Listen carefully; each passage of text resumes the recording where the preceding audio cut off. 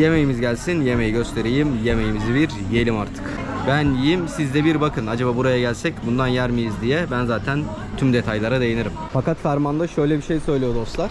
Eğer ki diyor tahtalar kalktığında diyor köprüyü tutan, köprü yıkılırsa senin kelleni alırım. Sizi burada birkaç farklı yere daha götürmek istiyorum.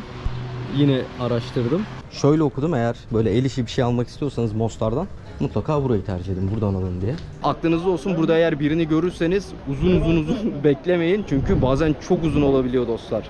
1,5-2 saat, 3 saate bulabiliyormuş. Tam 7'yi çeyrek geçe kalktı. Ben biletsiz bir şekilde bindim dostlar trene. Tabi diyorum ki tamam güzel, biletsiz bindin. Hani Mostar'a ulaşacaksın ama ya bu işin cezası varsa. Yeni videodan Mostar'dan herkese selamlar dostlar. Ben Mostar'dayım. Öncelikle size hemen kaldığım yeri göstermek istiyorum. Çünkü onun önündeyim. Burayı göstermek için aslında videoyu buradan açtım. Villa Oda Basic diye geçiyor. Şöyle. Ben Booking üzerinden tuttum. Şöyle göstermek istiyorum size. Şurada ben kalıyorum. Yine burada da böyle farklı odalar var. Vallahi mis gibi ya. Tertemiz bir otelmiş. Burada kaldığım için çok mutluyum. Günlükte 55 KM veriyorum, yani 900 lira gibi bir şey yapıyor. Hatırlıyorsunuz Bosna'da çok uyguna kalmıştım 20 KM'ye hostelde. Fakat Mostar'da bir gece şöyle bir otel tercih ettim. Çok da mutluyum. Aynı zamanda bakın buranın otoparkı da var dostlar. Şöyle güzel de bir otoparkı var. Değerlendirebilirsiniz. Şehir merkezine çok uzak değil, yani köprünün olduğu kısma yürüyerek benim tahminim 5-6 dakika falandı. Şöyle bir yerden şimdi merkeze doğru gidiyoruz. Ben buraya Saraybosna'dan geldim. Onu da size anlatacağım nasıl geldiğimi. Bence benim tercih ettiğim yol en güzeliydi dostlar. Şöyle yaptım, hatta hemen size bahsedeyim. Saraybosna'dan buraya gelmek için bence en güzel yöntem tren. Tabii otobüsler de var. Ben treni tercih ettim. Tren sabah saat 7'yi çeyrek geçe ve yanılmıyorsam akşamüstü 4.30-5 gibi var. Ben sabah 7 çeyrekteki trenle geldim. Yaklaşık 2 saat sürüyor. Size hemen bilet alma sürecinden de bahsedeyim. Çünkü ben aslında birazcık problem yaşadım orada. Online alırsanız daha rahat edersiniz. Öncelikle onu söyleyeyim. Çünkü online alanlar sırada benim önüme geçip direkt biletlerini aldılar ve trene geçtiler. Önceki videolardan hatırlıyorsunuzdur. Ben Başçarşı'da konaklıyordum. Başçarşı'dan tramvayla belli bir noktaya kadar gidip oradan hemen yürüyerek gidebiliyorsunuz. Ben biraz geç uyandım. Uyuyakalmışım. 6.30-6.40 gibi. Tramvay da önümden geçti gitti. O yüzden tramvayı kaçırdım. Mecburen bir tane taksiye bindim. Başçarşı'dan tren istasyonuna 7 KM'ye herhalde 5-6 dakikada gittim. Zaten sabah olduğu için yollar da boştu. Bilet alma sürecine geleyim hemen. Şöyle size de etrafı göstereyim bu arada ben bunları anlatırken. Dostlar ben girdim sıraya gayet normal bir şekilde. Hatta neredeyse yarım saate yakın bir süre vardı. Söylediğim gibi taksiyle çok hızlı ulaşabildim tren istasyonuna. Gayet güzel, herkes alıyor, geçiyor işte. Söylediğim gibi online olanlara hep öncelik verdiler. Adam arada çıkıyor bilet kestiği yerden işte. Online bileti olan var mı gelsin falan. Okey, problem yok. Önümde bir kişi kaldı. Saat 7'yi 10 geçiyor. Yani trene 5 dakika var. Dedim ki ben içimden herhalde bekler. Hani burada bu kadar insan var, biletlerini alacaklar sonuçta, bizi bırakıp gitmez. Tam o anda trene 5 dakika kala bir tane çocuk geldi bağırarak Mostar tren, Mostar tren. Bilet almadık, gerek yok, hadi bakalım, haydi koş koş koş yetiş trene. Tren de normalde ben internette okudum hep rötar falan yapıyormuş, geç kalkıyormuş. Tam 7'yi çeyrek geçe kalktı. Ben biletsiz bir şekilde bindim Mostar trene. Tabi diyorum ki tamam güzel, biletsiz bindin, hani Mostar'a ulaşacaksın ama ya bu işin cezası varsa. Ya o gelen kimdi, o adam hadi trene trene diyen kimdi? Benim gibi bir 10-15 kişi daha vardı. Onlar benim de arkamdaydı, sıra bekliyordu. Biraz da onlara güvendim açıkçası. Tam anlatıyordum bir navigasyona baktım da doğru mu gidiyorum diye. Doğruymuş. Dümdüz. Otelden çıktıktan sonra sola dönüyorsunuz. Dümdüz yürüyorsunuz. Zaten şimdi sizinle beraber ineceğiz. Hatta böyle Mostar Köprüsü'nün bence en güzel gözüktüğü yere ineceğiz. Ben gündüz oradan geldim. Orada vakit geçirdim birazcık. Trene bindim dostlar. O konuya geri geleyim. Oturuyorum. Normal bir şekilde bekliyorum. Söylediğim gibi biletim yok ama cezası var mıdır yok mudur neyi var işte. Benimle 10-15 kişi daha geldi. Onlara da dediğim gibi güvendim. Hiçbir problem yaşamadım. Bilet kontrolündeki adam geldi. Ne kadar dedim? 10 KM dedi. Hatta 20 KM uzattım. Bana göre 10 KM bir de 0.50 yani sent diyeyim. Çok ufak bir para birimi de verdi. Para üstünü. Bir tane bilet verdi ve öyle gayet sorunsuz bir şekilde geldim. Ben bu duruma niye bu kadar şaşırdım? Çünkü internette hiç böyle bir şey demiyordu ya. Bileti trenin içinden alabilirsiniz diye bir ibare görmemiştim. Bilmiyordum o yüzden. Demek ki böyleymiş. Aklınızda olsun. Tabii ben sizin yerinizde olsam ne olur ne olmaz bileti önceden alırım. En azından internetten almasam bile tren istasyonuna gidip önceden alırım. Belki de tam daha sezon olmadığı için böyle bir uygulama vardı ama bir problem yaşamadık. Benim gibi çok sayıda insan vardı bu arada parayı veren. Aklınızda olsun dostlar. Baktınız bilet kişisi çok dolu ki çok dolu oluyor. Geçin trene, trende ödeyin diyorum ama tam emin değilim. Benim başıma gelen buydu. Konzum. Burası buranın böyle bir Migros gibi, öyle söyleyebilirim size, bir BİM gibi. AVM tarzı, böyle içine girip buradan güzel alışverişinizi yapabilirsiniz artık ne yiyecekseniz. Döner Land. Ben galiba burayı görmüştüm. Hello. Burayı görmüştüm galiba ben. Hatta burada mı yesem diye bir ara düşündüm. Neyse, bir köprünün aşağısına inelim. Size buraları göstereyim. Ondan sonra zaten bir şeyler de yiyeceğiz dostlar. Çok güzel bir yer ama. Çok beğendim. Bakın taşlar böyle. İşte videoyu neredeyse hiç kapatmadım. Geldiğimden beri konuşuyorum. Arada bir navigasyona baktım. O da 30 saniyedir en fazla. Bu kadar kolay bir şekilde gelebiliyorsunuz köprüye. Bu otelden. Aklınızda olsun, hani bakarsınız internetten bu otelin. İsmini zaten söyledim. Hoşunuza gider gitmez. Sonra siz karar verirsiniz. Şöyle bakalım. Güzel. Bakın burada böyle hep oteller var. Restoranlar var. Sadece otel ve restoran var. Öyle söyleyebilirim size. Kebaplarımız. Taşlar böyle. Birazcık yürümesi zor. O yüzden rahat ayakkabı tercih etmenizi öneririm dostlar. Tabi böyle bakın, her yerden nehir suları akıyor. Baksanıza restoranın güzelliğine. Orada takmış kulaklığını çalışıyor. Valla her restoranın farklı bir güzelliği var. Hani hepsinin keyfi ayrı. Normalde biz şuraya gidecektik. Bak kaçırdık. Neyse, döneriz oraya en kötü. Tabii ki de hediyelik eşyalıklar. Olmazsa olmaz. Küçük bir köy içi gibi düşünebilirsiniz bunu böyle. Eski kale içi gibi, mesela Antalya olabilir, Sığacık olabilir. Acaba buranın büyük bir farkı var. Mostar Köprüsü. İnanılmaz ya, ben gördüm gerçekten hayran kaldım. Hani fotoğraflardan daha güzelmiş Mostar Köprüsü. Şimdi dostlar böyle aralardan gidiyoruz. Bakın ne kadar dolu, görüyor musunuz? Ki daha tam sezon değil. Yazın aslında tam sezon burada. Ona rağmen bakın. Burada böyle güzel hediyelik eşyalar alabileceğiniz yerler var. Yine dondurmalarımız. Bosnalılar seviyor dondurmaları ve güzel dondurmaları var. Güzel gözüküyor. Saraybosna'da da böyleydi. Gayet lezzetliydi dondurmalar. Kalabalığa bakar mısınız ya? Evet, tam köprünün üzerindeyiz şu anda, Mostar Köprüsü'nün. Bu normalde dostlar orijinal köprü değil. Bosna Savaşı sırasında Hırvat kuvvetlerinin bombalarıyla burası yıkılıyor. 1997 yılında tekrar yapılmaya başlanıyor. Hatta bir Türk şirketi bunu sorumluluğu üstleniyor. Onlar yapıyor. Nehire dalgıçlar dalıyor dostlar. Taşları yerinden çıkartmak için. Çıkartıyorlar fakat uygun olmadığını görüyorlar tekrardan köprü yapmak için. O yüzden burada daha önce kullanılan fakat kapalı olan maden ocaklarını açıyorlar ve yine aslına uygun bir şekilde o taşları orada yapıyorlar. Şöyle gözüküyor, muhteşem. 2004 yılında da köprü tamamen tamamlanıyor. UNESCO Dünya Mirası listesine giriyor. Köprünün ilk hali ise 1566 yılında Mimar Sinan'ın öğrencisi Mimar Hayrettin tarafından yapılıyor. Köprünün aslı. Yani aslında 1566 yıllarında yapılıyor bu köprü. Anlattığım gibi Hırvat topçuları tarafından 93 yılında dostlar maalesef yıkılıyor. Ama yine de aslına uygun. Yani gerçekten o dönemki taşlar, söylediğim gibi maden ocaklarını açmışlar. Bayağı da, hatta Dünya Merkez Bankası falan da destek veriyor. Ve bu güzel tarihi, bence çok önemli köprüyü tekrar yapıyorlar. Şuradan şöyle size manzaranın güzelliğini göstereyim. Muhteşem gözüküyor. Ya bazı şeyler videoda çok karşıya geçmiyor, anlatılmıyor. Ama şuranın manzarası inanılmaz. Mutlaka Bosna Hersek'e gelince zaten gelirsiniz ama hani sırf burayı görmek için bile Bosna'ya gelinebilir. Öyle söyleyeyim. Bakın şurada şöyle yanda kafeler var. Şurada da kafeler var. Tabii dostlar şu an köprünün üstündeyiz. Bence köprünün üstünde bir şeyi izlemek o kadar da keyifli değil. Ben gündüz şuradaydım. Tekrar gideriz oraya. Şu tarafa. Şurada oturdum. Köprü oradan muhteşem gözüküyor. Arkası şöyle sarp dağlar.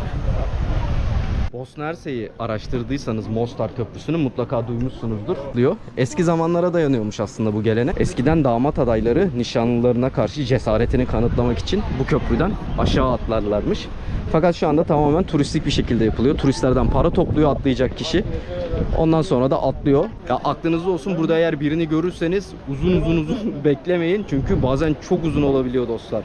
1,5-2 saat, 3 saate bulabiliyormuş. Yeterli bir para var onların aklında. Anca onu toplayınca oluyormuş. Aynı zamanda buraya çıkıp kafanıza göre atlayamıyorsunuz. Ne kadar iyi yüzücü olursanız olun veya deneyiminiz olursa olsun. Bakın hemen şu karşıda parmağımın ucunda bir stand var. Stand diyebilirim ona. Kademeli kademeli. İlk oradan atlıyorsun. Ondan sonra bir üst kademeye geçiyorsun. Şöyle bir daha göstereyim.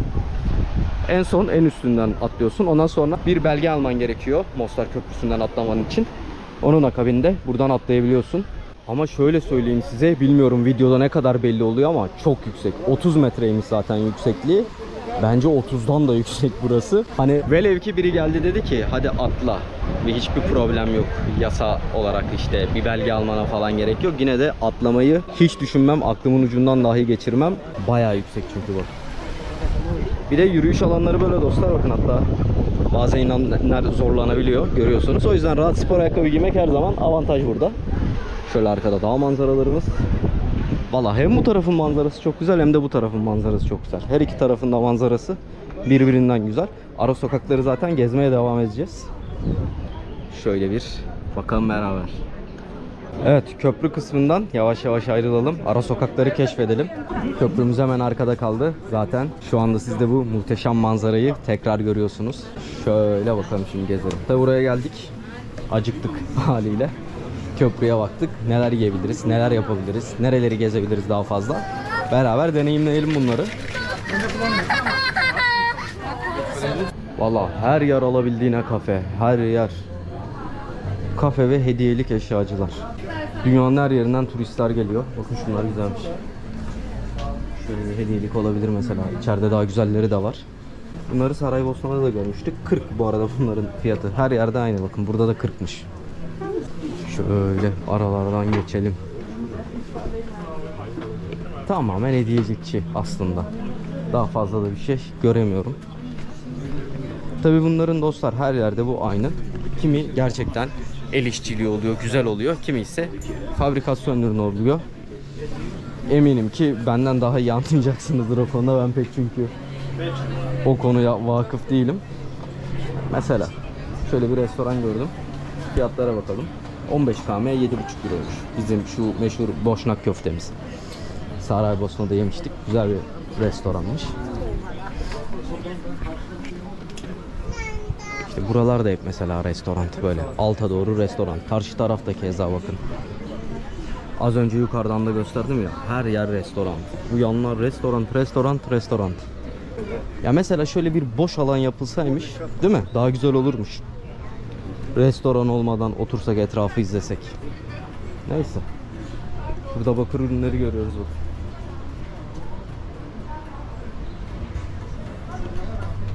Ama hissiyat olarak gerçekten çok farklı. Yani hissiyatını çok sevdim ben buranın. Nereyle karşılaştırabilirim diye düşünüyorum. Balkanlarda belki Ohri Gölü ile birazcık karşılaştırabiliriz. Buranın atmosferi çok daha güzel zaten. Bak yine şuradan da görüyoruz güzelliğini köprünün. Yukarı doğru çıkalım. Mesela şöyle şallar varmış. 7 euro.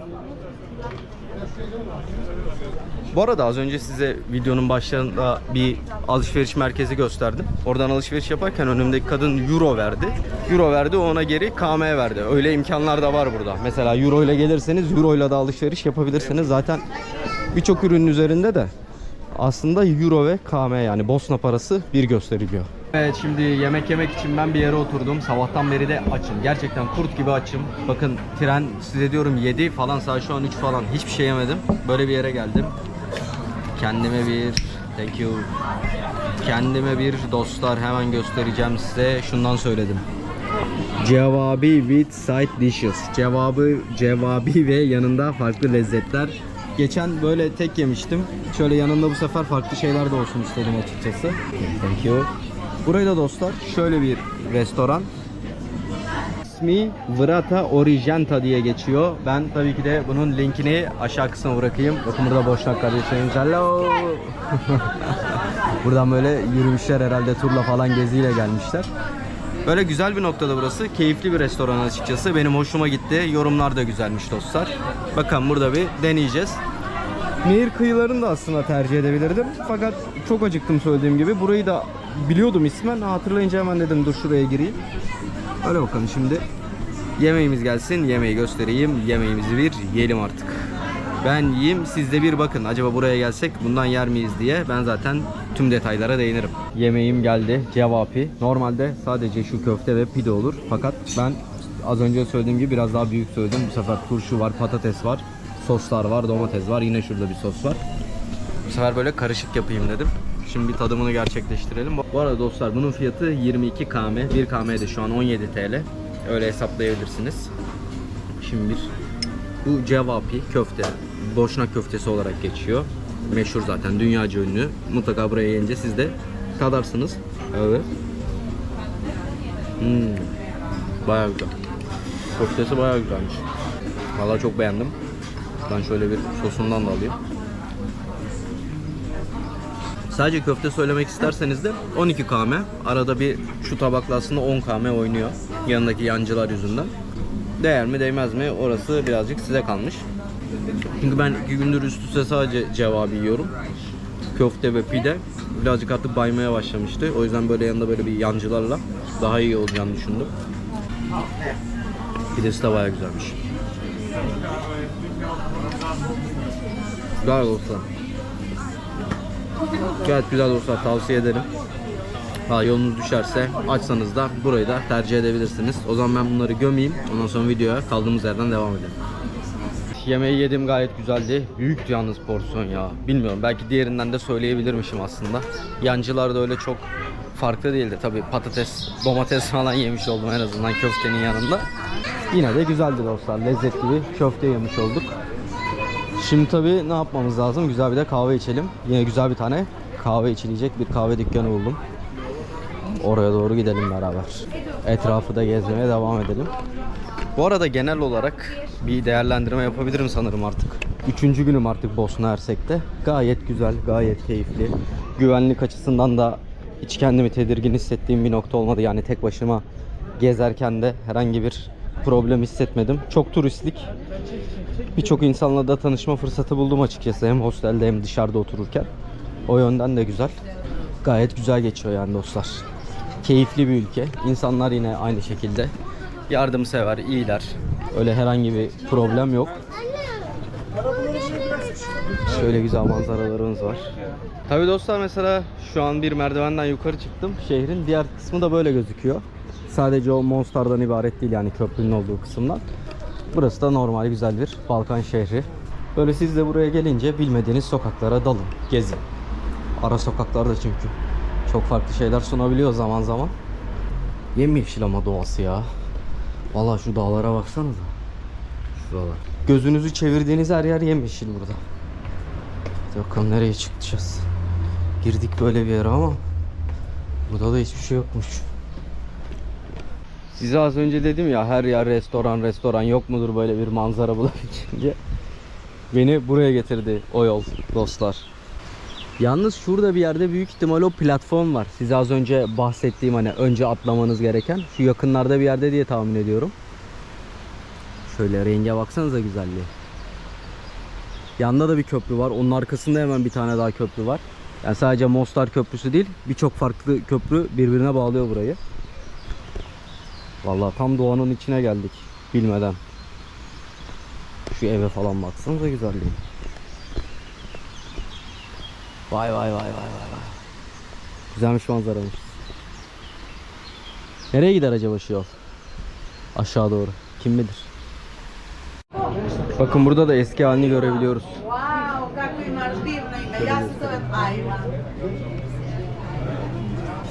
Çıktık yine köprümüzden. Bu köprü 7/24 kalabalık. Aklınızda olsun. Her zaman geldiğinizde burada birilerini göreceksiniz. Tabii çok kışın gelirseniz biraz daha boş olacaktır. İnsanlar burada biralarını içiyor. Abileri şerefe diyelim. Bayağı mutlular. Güzel. Şimdi dostlar böyle bir kafeye geldim.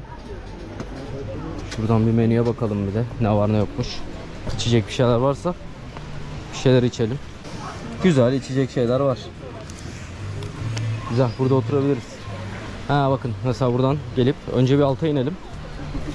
Ama benim geldiğim yer burası değildi. Şu karşısı biraz daha boş oluyor. Buradan bot turları da var. Bot turlarını da tercih edebilirsiniz. Mesela o da güzel olur. Eğlenceli oluyor böyle. Sizi botla alıyor, işte götürüyor. Buraları gezdiriyor. Ve geldik Mostar Köprüsü'ne. İşte dostlar, asıl buradan bakmak gerek. Bayağı güzel gözüküyor. Şöyle bir kendimize bir yer bulsak aslında. Şimdi bile çok kalabalık ya. Ben sabah tam şurada iki arkadaş oturuyor ya, oraya oturdum. 2-3 saat. Otelin check-in'ini bekliyordum. Vallahi izledim Mostar'ı. Yani yolunuz bu tarafa gelince kesinlikle bu yerden aşağı inin, burada bir oturun.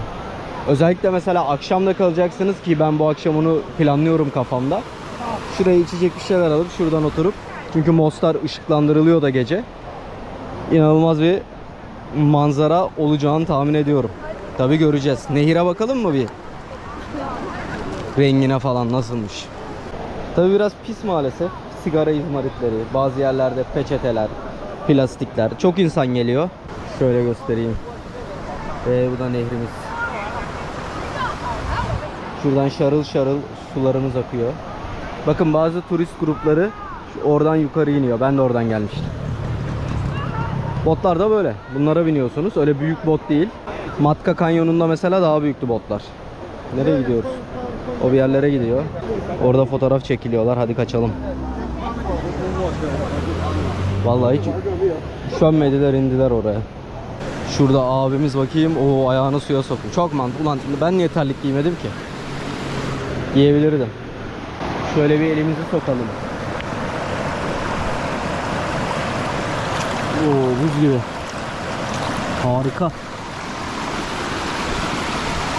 Şurada bakın, buradan böyle geliyor. Bak abi, ayakkabılarını çıkartmış orada. Mesela kimi insanda şey yapıyor dostlar. Güneşleniyor orada. Kız bikinisini giymiş. Arkadaşı şortunu giymiş, orada güneşleniyorlar. O imkan da var. Şurada insanlar bu şekilde böyle nehrin içine girmişler. Nehrin içinde fotoğraf çekiliyorlar. Aynı zamanda tadını çıkartıyorlar ki bence mantıklı. Burası tam işte nehre böyle izleyebileceğiniz, aynı zamanda Mostar Köprüsü'nün de güzelliğini görebileceğiniz bir nokta dostlar. Buranın tek dezavantajı bence çok kalabalık olması ve turların gelmesi. Sabah söylediğim gibi 7 çeyrek treniyle geldim. 9 gibi burada indim. O kadar güzeldi ki şehir. Hatta keşke çekimi de o zaman gerçekleştirseydim. Daha rahat rahat size her yeri gösterirdim. Siz de eğer trenle gelirseniz bence sabahtan böyle zaten çekine büyük ihtimal olacaktır kalacaksanız. Kalmasanız zaten hiç problem yok. Hemen böyle şehri hızlıca gündüzden keşfedin derim. Öteki türlü yani çok kalabalık. Her yerden bir insan çıkıyor. Hiçbir yere oturamıyorsun, hiçbir şey yapamıyorsun. Baksanıza yine kalabalık. Vallahi içerinin karmaşasından o kadar sıkıldım ki şöyle bir kafe buldum. Köprüden baktım, dedim ki burada kafeler var. Ben şöyle geleyim, şöyle döneyim, kafeye geleyim. Çok da güzel bir kafeymiş. Karşımda güzel Mostar Köprüsü. Şöyle hemen bak, köprünün kenarında. Gayet de rahat bir yer dostlar. Bir tane de kahve söyledim, cappuccino. Şimdi bakalım. Şöyle demir yürüyor. Şuradan şöyle gözüküyor. Bu restoranları da bu arada tercih edebilirsiniz. Aslında her yerin belli bir standart kalitesi var tabi. Hani yorumlara da bakabilirsiniz. Buradan birini de tercih edebilirsiniz. O an bana orası yakındı. O yüzden orayı tercih ettim. Yine söylediğim gibi daha önce de belirttim dostlar. Karşıda da kafeler. Ya her yerde burada böyle nehrin kenarında kafeleri görebiliyoruz. Ve geldi. Şöyle gözüküyor. Çok öyle özel bir kahve değil zaten, cappuccino. Öyle özel bir sunum falan da yok. Dümdüz bir kahve. Fakat az önce de belirttiğim gibi o içerinin o yoğunluğundan çıkıp şöyle biraz geri çekilip buradan bakmak çok keyifli. Hani şu an benim pek kahve açıkçası umurumda değil. Nasıldır, iyi midir, kötü müdür? Zaten 3,5 km dostlar. Fiyat da yani uygun bir fiyatla, öyle çok pahalı değil. O sebeple şu anda aslında buranın manzarasını kiraladım. Öyle söyleyebiliriz, hani bu kahveyi alıp burayı belli bir süreliğine kiraladım. Keyifli. Şimdi sizi burada birkaç farklı yere daha götürmek istiyorum. Yine araştırdım. Bakalım bulabilirsem ve şu kalabalık içinden sıyrılabilirsem güzel yerlere gideceğiz. Devam edelim. Kendime bir de şöyle bir dondurma aldım 2 km'ye. Şöyle gözüküyor, gayet güzel. Şimdi sizi farklı ve ilginç bir yere getirdim. Burası da dikkat ettiyseniz Mostar Köprüsü'ne benziyor. Onun ufak hali. Eğik Köprü deniyor buna. Hatta şunun da şöyle güzel bir rivayeti var. Burayı Kanuni Sultan Süleyman'ın fermanıyla yapılmaya başlanıyor. Mimar Sinan'ın öğrencisi Hayrettin'e burayı yaptırıyor. Fakat fermanda şöyle bir şey söylüyor dostlar. Eğer ki diyor tahtalar kalktığında diyor köprüyü tutan, köprü yıkılırsa senin kelleni alırım. Hatta bunun üzerine Mimar Hayrettin'in mezarını hazırlattığı bile söyleniyormuş. Tahtalar kalkıyor. Allah'tan ki köprü yıkılmıyor dostlar.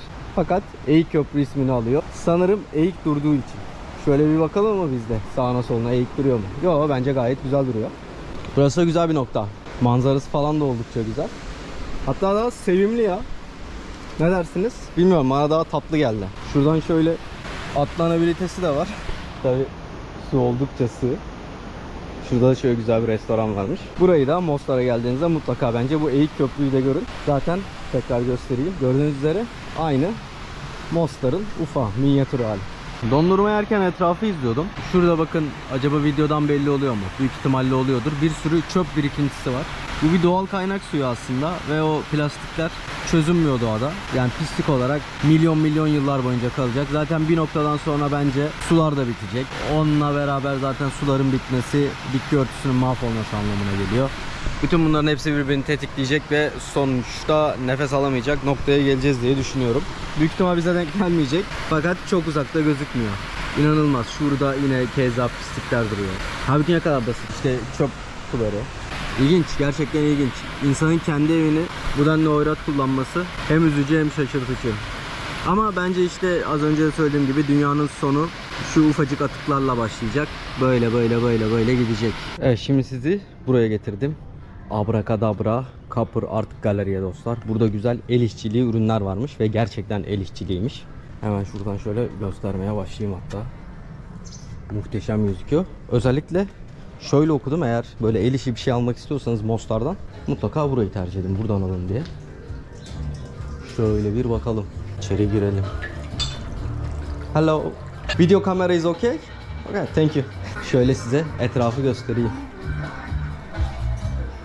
Burası hemen The Hammam Museum'un karşısında. Zaten Abrakadabra yazarsanız kolay bir şekilde ulaşabilirsiniz. İçeriği dostlar anlatarak çekemedim çünkü müzik vardı çok fazla. Fakat şu anda siz zaten görüntüleri izliyorsunuz. Gerçekten çok farklı şeyler var içeride. İçerideki arkadaş da çok sıcakkanlıydı. İlginç bir yer. Gelip burayı da görmenizi tavsiye ederim. Şimdi şehrin böyle birazcık üstüne doğru geldim. Yani buraya bir de yukarıdan bakalım dedim. Bakın küçük eğik köprümüz orada duruyor. Yine burada restoranlar var. Yine şuradaki restoran çok hoşuma gitti ya. Önündeki çiçekler falan çok güzel duruyor. Artık şehrin aydınlatılmasını bekliyorum açıkçası. Gece de görmek istiyorum ben burayı. Şurada bir kilise görüyorum. Cami. Yine keza şurada da bir cami. Ve yukarıdan da böyle gözüküyor. Bakın bu taraflar artık normal şehir. Yani aslında ufak bir kısmı o gezilecek, görülecek yerler. Geri kalanı tabii ki de normal insanların yaşadığı. Sonuçta burası bir şehir aynı zamanda. Burada normal insanlar da yaşıyor. Onlar genelde böyle yukarılarda yaşıyorlar dostlar. Hadi bakalım şuradan aşağı doğru tekrar giriş yapalım. Ne yapıyorsun abla? Düşeceksin gideceksin, yapma yani. Bir fotoğraf uğruna insanlar kayıplarda düş. İnanılmaz, ayağım boşaldı. Ben düşüyordum, o kadar laf ettim. Hello. Kadına laf ettim. Kadın sapasağlam, ben gidiyorum. Bakın şurada kayıyor. Bakın şu restoran da güzelmiş. Sanki bana buradaki restoranlar daha çok hoşuma gitti ya. Mesela şurası da çok şık duruyor. Restoran Divan. Divan'ın adını zaten duymuştum. Şurası neymiş böyle dostlar acaba? Ev mi, kafe mi? Baksanıza şunun tatlılığına. Yine insanlar orada, yukarıda. Bakın fotoğraf çekiliyorlar. Oradan burayı çekiyorlar. Buradan orası çekiliyor. Her yer fotoğraflık. Burada gerçekten her yer fotoğraflık. Evet, bana göre Mostar'ın en güzel yerindeyim. Şöyle az önce de onlarca kez gösterdiğim noktadayım. Karşımda muhteşem güzelliğiyle köprü duruyor. Hava iyice döndü. Hafiften yağmur atmaya başladı. Şöyle bir manzaramız. Muhteşem gözüküyor. Bu videonun yavaş yavaş sonuna gelelim dostlar. Bu videoda sizinle beraber Mostar'ı gezdik. Elimden geldiğince anlatmaya çalıştım. Yine farklı bir sorunuz olursa yorumlar kısmına yazabilirsiniz. Direkt ulaşmak isterseniz de Instagram'dan Gezsek'le beraberiz yazarak oradan da takip edip mesaj atabilirsiniz. Ben Mostar'ı çok sevdim. Zaten fazla söze de gerek yok. Her şey karşımızda duruyor muhteşem güzelliğiyle. Bu arada hala birileri atlıyor. Hala şu anda çalışmalarını devam ettiriyor. Bir gün köprünün şurasından atlayabilmek için. Öyleydi. Umarım videodan keyif almışsınızdır. Beğenip yorum yapmayı, abone olmayı da unutmazsanız sevinirim. Bir sonraki videoda tekrardan görüşmek dileğiyle. Hoşça kalın. İyi bakın kendinize.